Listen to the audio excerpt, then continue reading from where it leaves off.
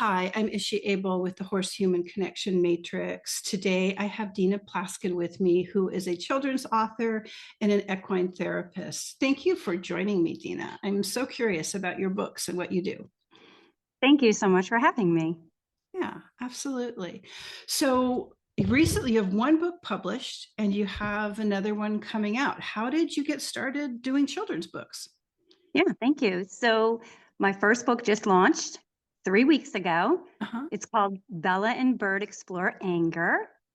And the how I got started was I was inspired by my own horse named Bella, hence Bella. Mhm. And I adopted her from Southern California in 2022. And she came all the way across the country to Southwest Florida, where we live. And we live on an island. And she arrived early. So she wasn't supposed to be arriving until the beginning of October. Mhm. And she arrived early. And a week after she arrived, Hurricane Ian hit our area. Hurricane Ian was a catastrophic hurricane. And it wasn't supposed to hit our area. It was supposed to go all the way around and up to Tampa. Uh-huh. But at the last hour, it turned and it hit us directly. Oh my God. And Bella was there early and she experienced the hurricane and she experienced it firsthand. We know that from cameras, before the cameras went out, we know that the horses and the livestock were in a lot of water, hurricane force winds. Hurricane Ian was just categorized as a category 5. Mhm. So the horses endured quite a bit. And because we were on an island, the only access to the island was a one-lane bridge, and that was destroyed by the hurricane. Oh So my you couldn't access the island. So you could not get the horses water and food. You had to boat it in. And with that experience, she inspired me to create the children's book series. I was inspired by her resilience, and I thought about the children and the adults who Mhm. were going through the hurricane and myself and Mhm. my own emotions going through this hurricane. And as a licensed clinical therapist and educator, I thought, gosh, I'm really struggling with this. Mm. I wonder how the kids are managing. And that's how my book series was born. Wow, incredible. So did you choose her without meeting her, or did you go to California and meet her? Nope, I did not. I chose her. So I became a licensed clinical mental health therapist, and I didn't want to do your typical talk therapy across the desk with Mhm. individuals. I tend to be active. I believe that, emotions need motion. Mhm. And so I came across a person in school who was doing equine therapy. And I thought, wow, I love horses. I've always loved horses. Used to wear my cowboy boots to bed and never had a horse, though. I never had a horse. And I thought, that's what I want to do. But before I jumped into it, I needed to make sure. So I volunteered and I volunteered at a few barns for a couple years. And then I researched and just dug into horses and the type of horses and what horse would be perfect for me and for equine therapy. And I came across the Gypsy Vanner Mhm.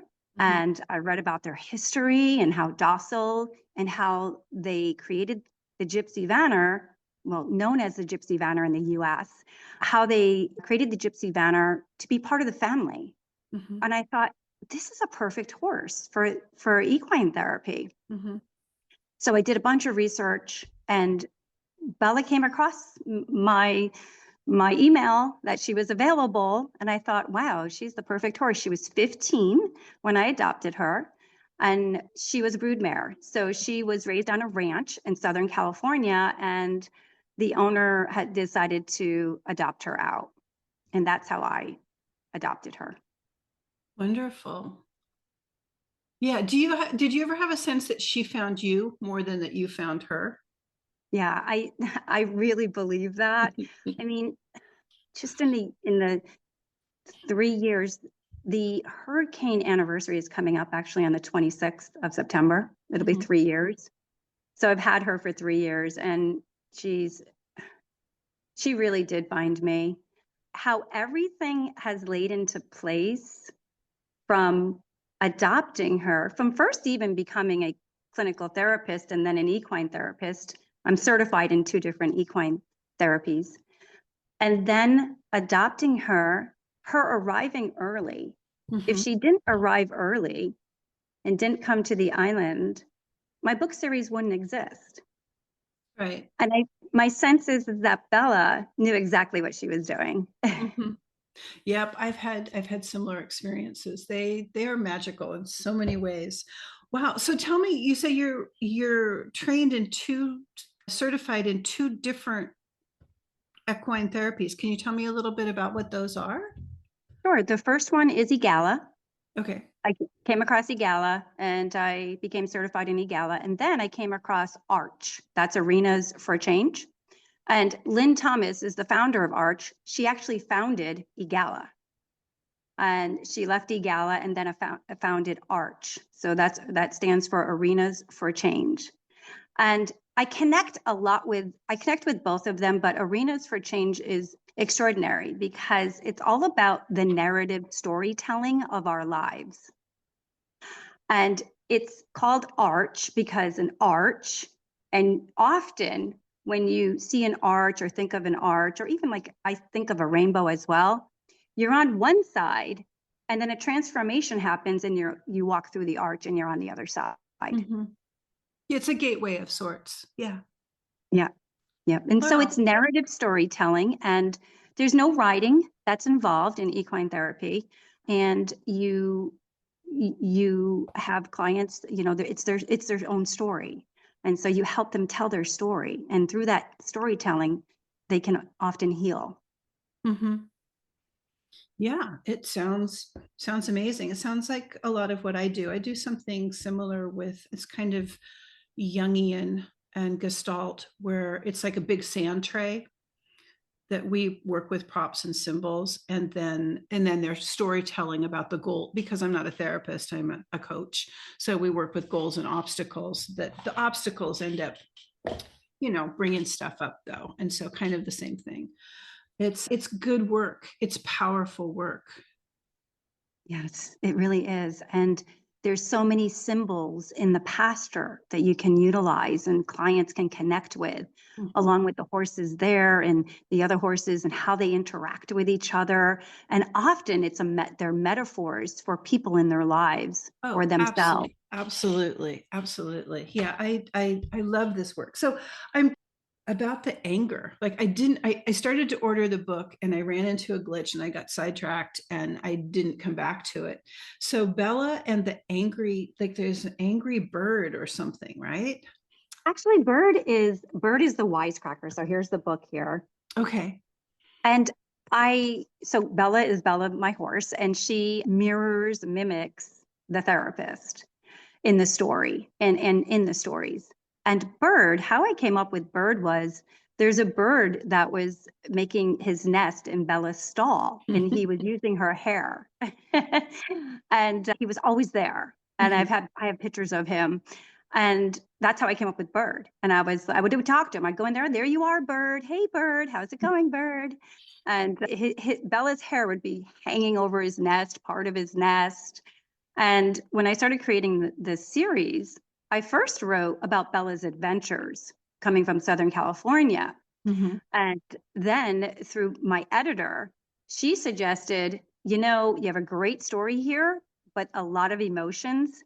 Let's think about separating the emotions out.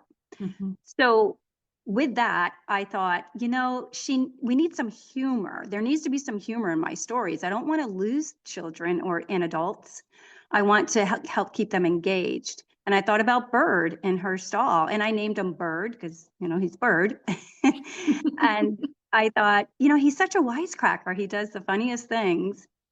I said, Bird, Bella and Bird. So Bird is her friend, her wisecracking friend who brings in humor into the books.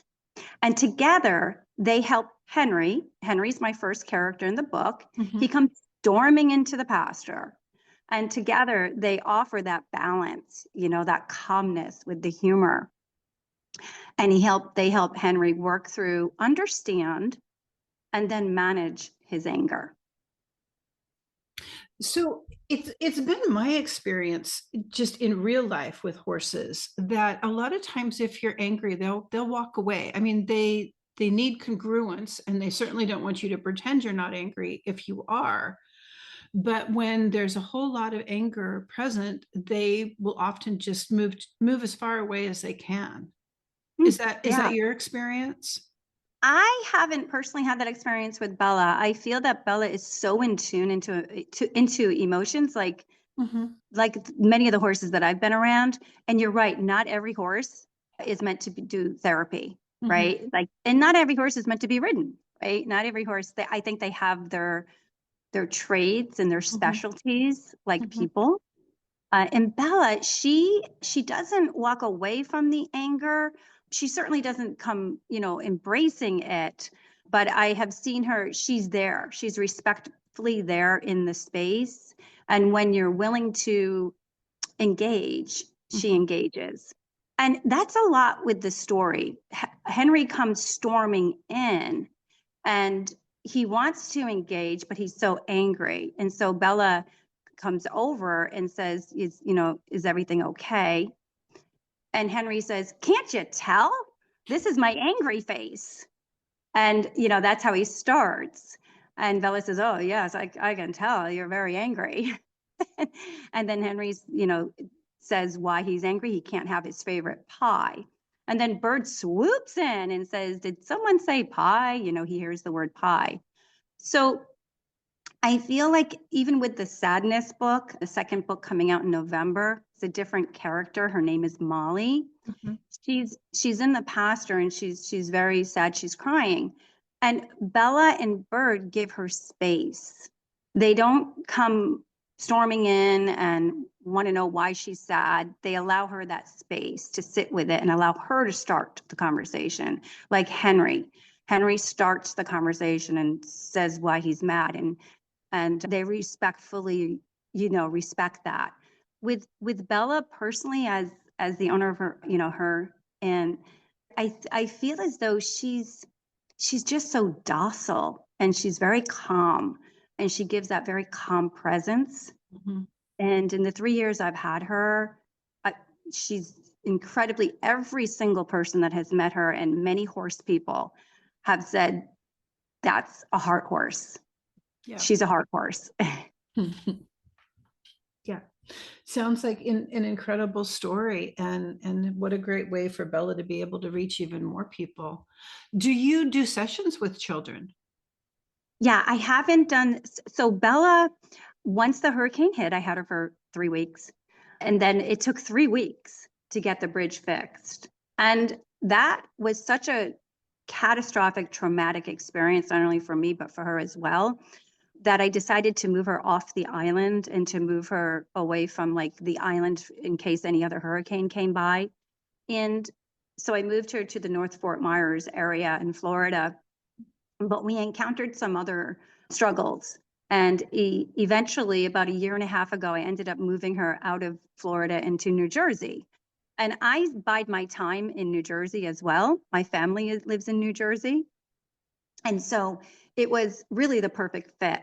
And how things have just evolved is really amazing to me because I began this whole process of adopting her to do equine therapy. Mhm. And here I am doing children's books.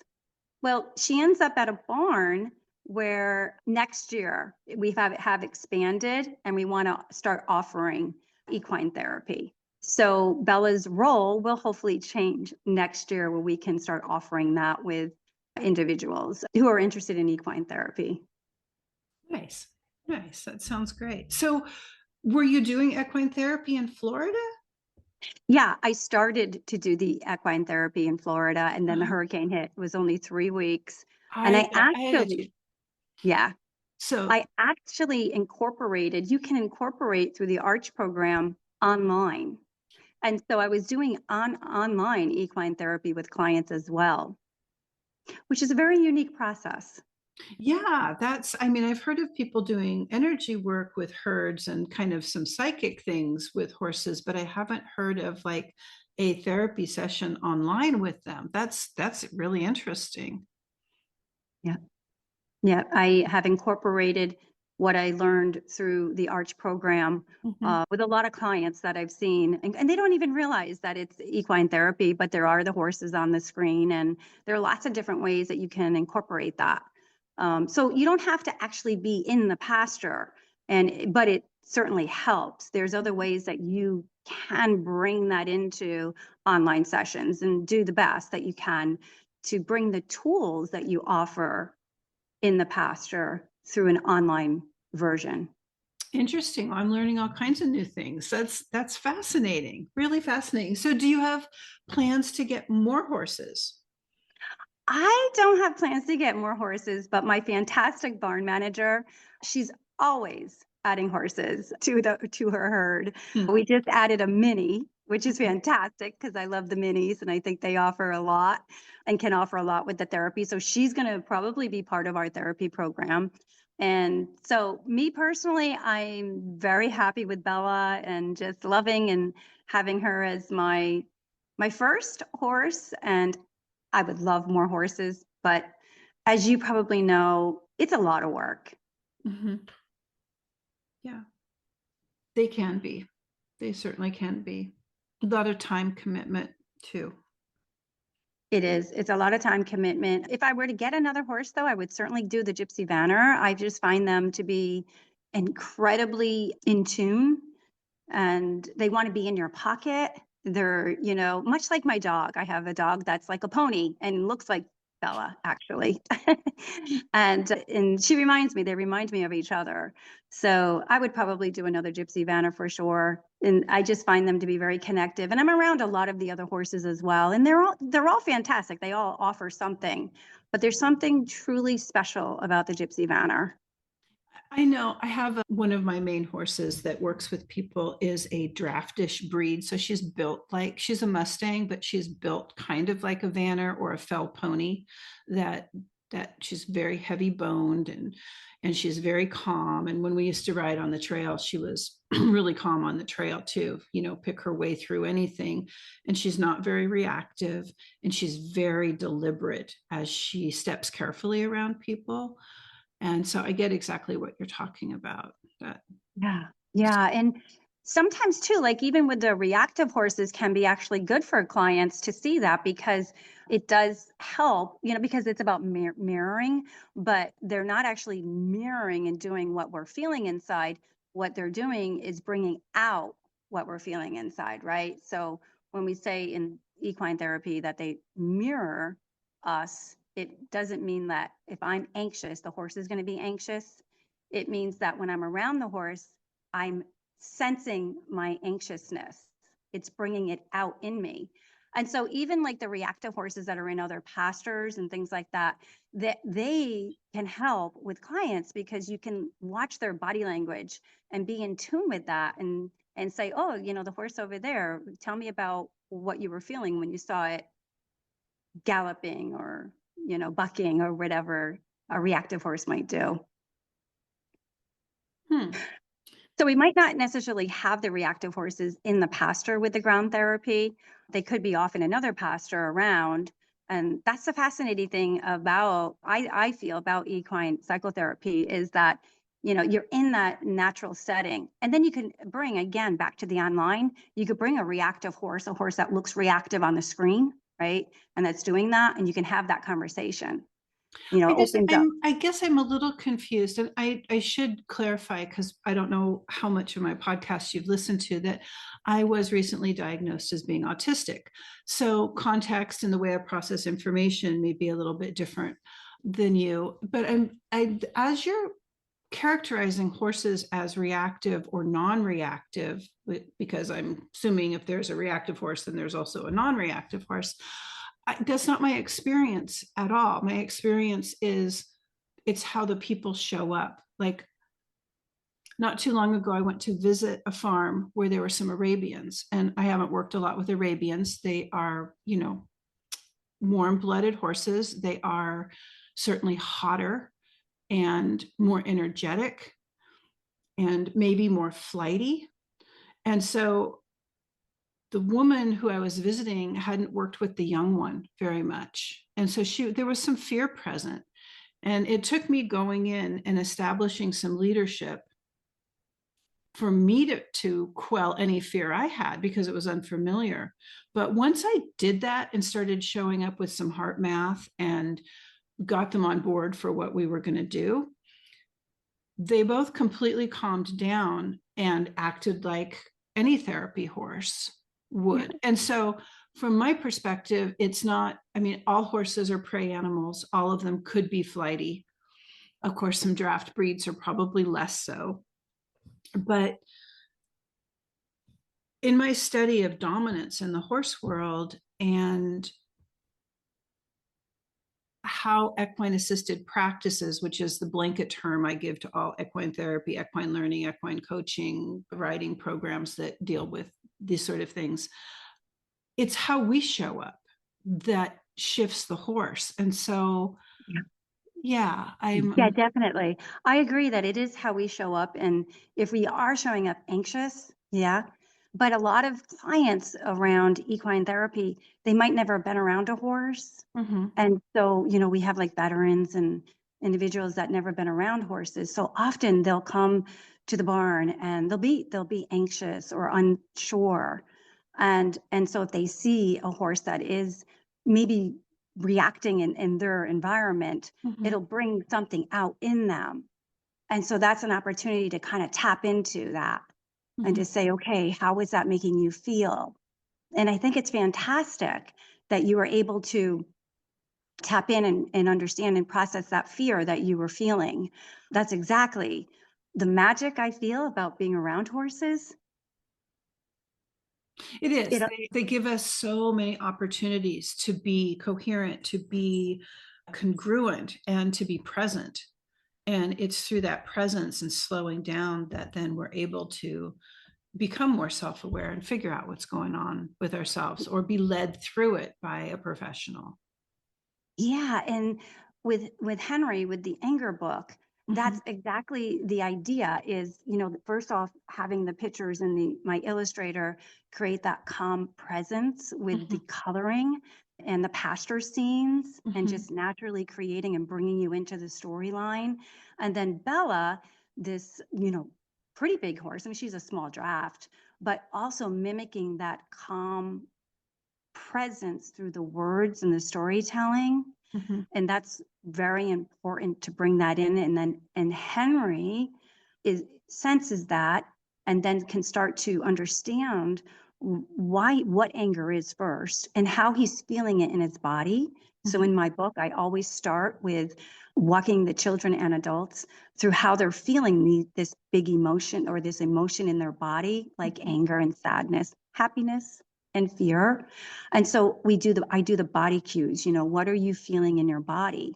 mhm, And part of that is emotional literacy as well, mhm. to give them the words to express, well, what am I feeling in my body?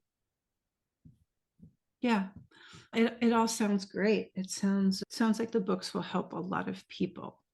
Definitely, definitely. Mm. So, are there more books planned? You have one about to be Yeah. released, and is it going to be a series, or where are you going to go with it? Yeah. Yeah, so it is a series of 4 books for now. I've Mhm, started with 4 big the core emotions, with the first one being anger, mhm, and then the second one is sadness.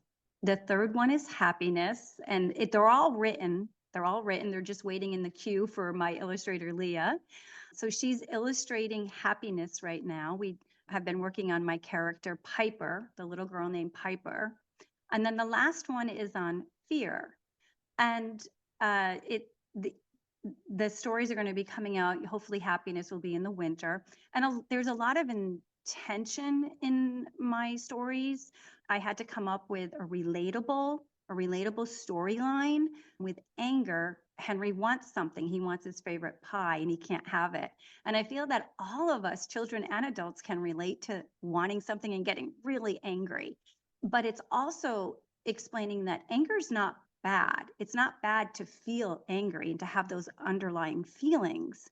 What is bad is how you react to it. And I wouldn't even use the word bad and how you react to it is bad. It's how can you better manage that reaction? What can you do to understand the anger and reset and better manage it. And so in the sadness book, the relatable story is Molly, my little girl, is left out. Her friends don't want to play with her. And so Bella and Bird walk her through processing that feeling of the emotion of sadness and her underlying feelings. Why do you think anger is like so rejected? I mean, it's the most rejected emotion in our culture, and we really shun people for being angry. I love that you asked that. And it's one reason why I started with anger. Mm-hmm. So my editor said, what emotion do you want to start with? I could have started with happiness because that's a positive emotion. And I started with anger intentionally. There's so much intention in my stories because I feel as though there is such negativity about anger. And anger's not bad. It's not bad to feel angry. We all feel angry, every single one of us. And it's innate within us. We just have to learn to understand where is the anger coming from and why. And when we start to understand that, we can better process it. Well, I know, like for myself, times where I'm angry or very angry or full of rage, I am mostly dysregulated. And when I'm dysregulated, my brain's offline. And so I'm not going to have awareness and understanding. And so in my mind, like, how do we shift our culture to be able to hold some space for people when they're angry, that doesn't make it worse by shaming or shunning them or walking away? Yeah. That's just so fantastic. And that's what happens in the book with Henry. And, Bella and Bird don't shun Henry. They invite him into a conversation. And it's about having open, honest conversations. But first, it's about teaching him the cues in his body and what he's feeling and to reset. So one of the first skills, it's a lifelong skill, and it's so simple because it's innate in all of us, is my box breathing. So I have Henry, Bella, and Bird walk him through box breathing, a simple innate tool to begin to reset. Mm-hmm. And it's once you reset that then you can start to open up a conversation. But then Henry gets angry again. He's like, I'm feeling angry again. And that often happens. That's why I have that in my story, because I feel that, yeah, we can start to reset, but then Oh, you froze for a minute. Are you there? I'm here. Okay, there you go. You froze for a minute. So I missed you at reset. Can you say that sentence again? Yeah. So in the book, Henry learns to reset. I don't know if I mentioned the box breathing. So Yeah, I got the box breathing. Yeah. The first skill is that innate skill of box breathing. But then intentionally in the book, Henry gets angry again. He's feeling that angry again because, we could box breathe and calm down, but then we can get angry again. We can start thinking about that. We can start thinking about what made us angry. And that's intentional in the book because I feel as though that does happen with anger. It's like, how can we work through it? So it is a storyline of working through that anger with these regulation skills, self-regulating, as you mentioned. The foundation of my books, the framework, is what's called emotional intelligence. Mm-hmm. And emotional intelligence is incredibly a fantastic, I'll say, understanding, because with emotional intelligence, you can increase your emotional intelligence at any time. So we have a high emotional intelligence or a low emotional intelligence or somewhere in between. We can always, better that. And the skills, the techniques in my books help to increase and give children and adults those lifelong skills. And I say adults a lot because it's so important for parents, teachers, therapists to role model the skills in my book. And without that role modeling, it's so important. Children aren't going to learn. They need to see it as well. And be able to feel it. And that seems to be like a big disconnect that our culture, especially with some of the younger generations, it's just rampant that it's non-existent. And so making the book even more important. So the book isn't just about the character being angry. It's about co-regulation and holding space for people that are angry. And that seems every bit as important. Absolutely, yes. And one of the essential tools that I have in every single book is my emotion wheel. Here's a picture of it on my bookmark. Okay. So this is the this is my bookmark. And this emotion wheel is in every book. And I created the emotion wheel specifically for the book series. I didn't think there were any good emotion wheels out there. Sorry for those who created them, but I felt as though they weren't getting the feelings correct. So you have an emotion like Mhm, anger. mhm, And then if you think of an iceberg, the above iceberg sticking out of the water is anger. That's the first thing that our bodies, the physiological feeling that happens. But underneath that anger are emotions. And so I wanted to give children and adults that emotional literacy. What words can you place with that anger of what you're feeling? And so my emotion wheel does that. And we walk Henry, Bell and Bird, walk Henry through that conversation that he can have with his mother. And he does. He he utilizes the emotion wheel. Then he mhm. goes and has the conversation with his mother about what he was feeling. And together they have this open, honest conversation. See, Henry got so mad that he couldn't have pie that he threw his truck. It almost hit his sister and it landed in the dog's bowl. Okay, so and that often happens when we're angry, right? We can throw things and things like that. And so by the end of the story, he has these tools along with the emotion wheel, that emotional literacy, some of the words that he can begin to have a conversation with and use. And and he has that conversation with his mom. And at the end, his mom also says, because Henry apologizes, right? It's a balance. Henry apologizes to his mother for what he did. And his mom says, the next time I make pie, I'll let you lick the bowl and spoon. So it is about giving the kids and the parents these tools and to come back often, to come back with the tools in this book, right? Because we can easily forget. Easily. Yeah. So can we agree that anger is a secondary emotion? Is that kind of what you're saying? That there's almost always some kind of hurt underneath it? Yeah, anger is what we call a core emotion. And then there are underlying feelings. So the feelings are, you can be a little bit angry, which would be you're upset or you're mad, or you can be a lot angry, which the underlying feelings would be frustrated and furious, which Henry's furious. That's the word he learns, is that he's furious. So there's those underlying feelings that we feel with anger. Hmm. Okay. Wow. You have written some amazing books that are going to just, I think they're going to be really, really popular. I'm excited to order one for my granddaughter and read it with her. Yeah. Oh, thank you. Is there Yeah, thank anything you. else that you want to talk about today? Oh gosh, there would be so much. We could talk all afternoon. We probably could.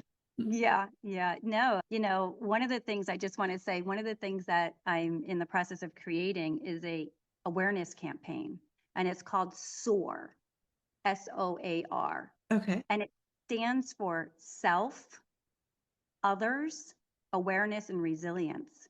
So it has to do with emotional intelligence. So it's SOAR with emotional intelligence. I have these bands that I give out when I'm at book festivals or anywhere Mhm. where I'm public, and I just give them to the kids and adults. And that's pretty much the framework of emotional intelligence, is understanding our emotions and feelings, understanding that of others, and being self-aware, and then building that resilience. And so look for my SOAR campaign. Hopefully it gets out everywhere in schools and libraries and the communities. Awesome. It's such an important thing. We need this right now so badly. Mhm. Oh, thank you so much, Dr. Deana, for being with me on the podcast today. I've really enjoyed meeting you and learning more about what you do. Thank you so much for having me. I enjoyed it. Yeah, absolutely.